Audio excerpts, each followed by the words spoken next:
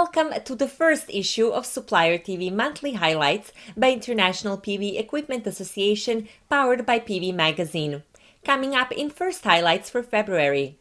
In top story, our exclusive interview with Brian Ekus, Managing Director of International PV Equipment Association, and testimonials from the organization's newest members.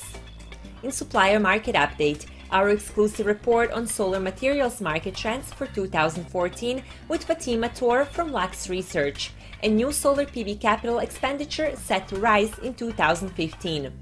In business headlines, Meyer Burger wins update orders and new customer contracts in Asia. Wacker and OCI benefit from China's polysilicon duties. Tokyo Electron to close down former Oerlikon Solar thin film operations. Komax Solar's order intake reached $26.7 million in 2013. Oerlikon Leybold Vacuum Moves to its new logistics center, and Rahimian to lead Teamtechnik in America.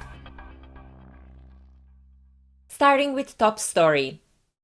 In our top story, we speak with Brian Ekus, Managing Director of International PV Equipment Association, about the organization's new developments and agenda for 2014. We also got testimonials of the organization's newest members, Multi-Contact and EVASA. Brian, could you just very shortly tell us about the new concept of ipvea? Well, Thomas, as you know, the industry was making the expectation that it's moving in good directions in regards to, a more of a growth recovery period for 2014.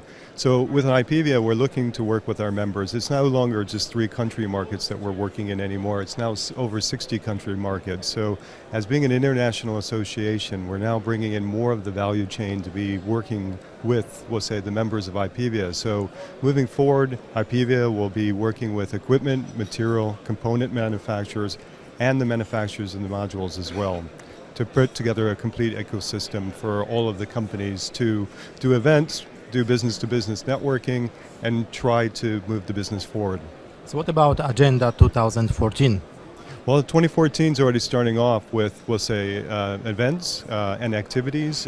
We also have new people working now within our advisory committee. So those people are now going to be helping us drive, the opportunity to have the companies come together and network and meet more often. So which events are the key events during the year? Well, the key events that for us moving forward, of course, are going to be the SNEC event, which is held in Shanghai, then Intersolar in Munich, SPI in Las Vegas this year, and to wrap things up will be the EU PV SEC in Amsterdam. And you are also involved in quite a lot of networking events, activities. Will you also organize this year some networking events? Absolutely. We plan to do, at least one networking event at each one of those events that I just mentioned to you, either through an official ipvea, organized event, or we'll be working with our partners in the Solar Business Club, which is an activity where our members have another opportunity to come together and network. And obviously, they have opportunity to make promotion through our common initiative, Supplier TV, yes? That's absolutely right. That's probably one of the biggest things that I forgot to mention is that ipvea and Solar PV TV will be working much closer in 2014 together, and very much look forward to the partnership. Multi-Contact has decided to join the ipvea as the ipvea decided to open the association to companies that are involved in the whole value chain of the PV industry, as we are working as well upstream and downstream in the industry. It's a good opportunity for us for different reasons, for networking for sure, sales lead, contact within the whole industry, as well as participating to some events. We are seeing also the part on the battery and the energy storage part of the association as a good opportunity for us, as we do have a product and system for this kind of application. EVASA joined the organization because we think that machinery producers and material producers have to be together working for meeting the needs of our customers. EVA is a sensitive product, and because of this we have to work closely with machinery producers. On the other side, when we want them to know our last developments, and we want to be updated regarding the last development of their machineries. Also, EVASA wants to be a global company, and for being a global company, you have to be part of a global association.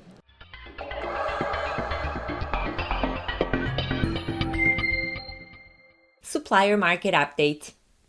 First, we present our exclusive report on solar materials market trends for 2014 and beyond by Fatima Tor, solar research analyst at Lux Research. Lux Research recently published a report on photovoltaic materials opportunities beyond commoditization to debunk the notion that all PV materials are commoditized.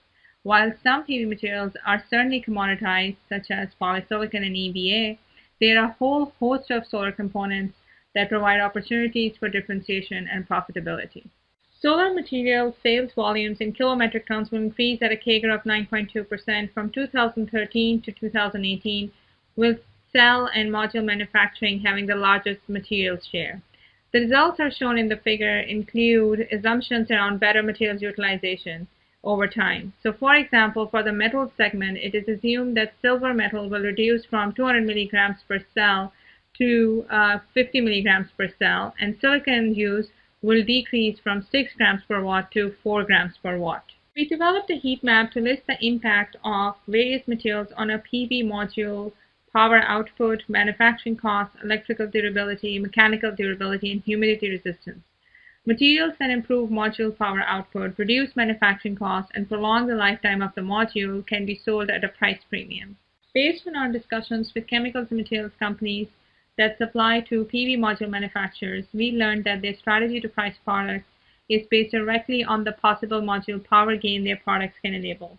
Therefore, in this figure, we analyzed the minimum possible premium chemicals and materials companies can charge based on absolute module efficiency improvements their materials enable.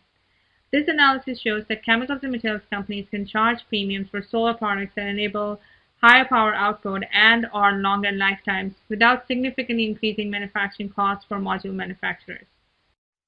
According to NPD Solar Buzz, equipment spending is expected to increase in 2015, potentially reaching up to $10 billion in revenues in 2017. The next major growth phase for PV equipment suppliers, beginning next year, will be driven mainly by leading Tier 1 PV manufacturers across each stage of the PV value chain. NPD Solar Buzz expects future PV manufacturing capacity additions to occur in increments of 1 gigawatt or more. CSI-based solar PV modules will retain a market share above 90%, the report adds, and new capacity expansions from CSI PV manufacturers will dominate the PV equipment spending upturn. However, the competing thin film segment will continue to offer revenue potential for the equipment supply chain.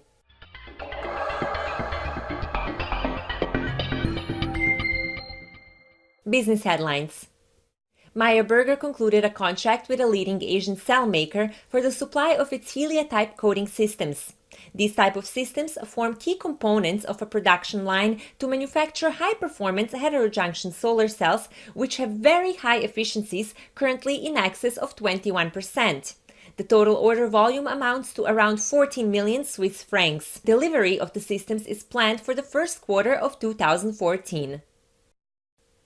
In the wake of the ongoing trade war between China and the US, Germany's Wacker and South Korea's OCI are benefiting and enjoying strong business turnover, according to Ben Reuter Research. With US manufacturers subject to a 57% charge on imports into China for the next 5 years, EU-based manufacturers, currently exempt from any duty measures, have moved into the space led by Wacker.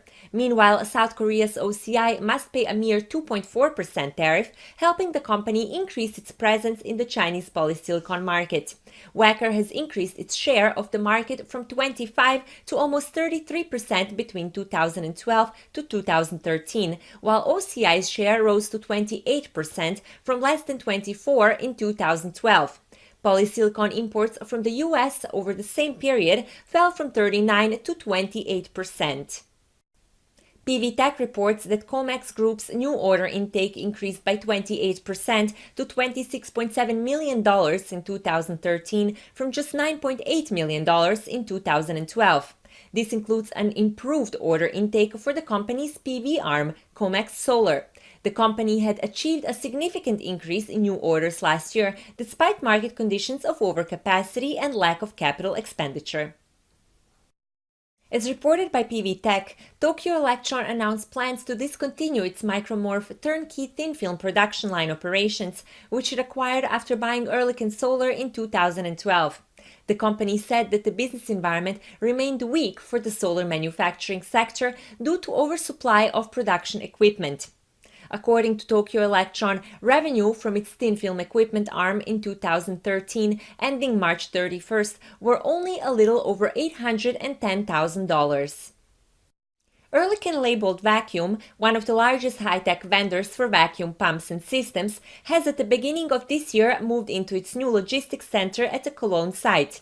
This new building is the logistics hub, supplying production facilities with goods and controlling international goods flows from Oerlikon to customers and worldwide subsidiaries.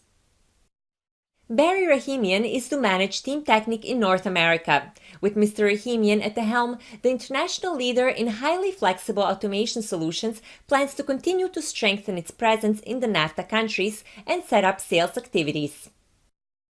That's all for today. We will have another Supplier TV Monthly highlights later this month, and beginning in March, our highlights will be in the middle of every month.